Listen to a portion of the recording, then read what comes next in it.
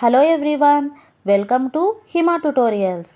In today's video, I am going to provide most important questions in Demoivre'S Theorem. From this chapter, we will get 1 2 marks and 1 7 marks. That means we can score total 9 marks from this chapter. Okay, now we will see most important 7 marks questions.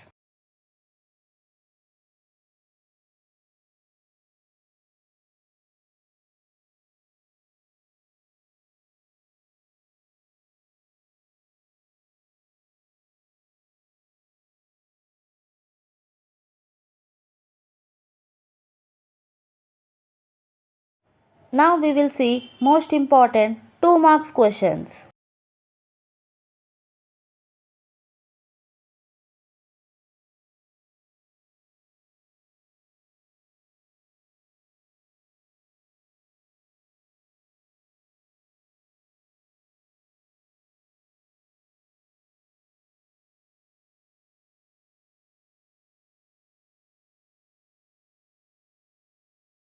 That's for the class. If you like this video, please like, share and subscribe to my channel Hima Tutorials. Thank you.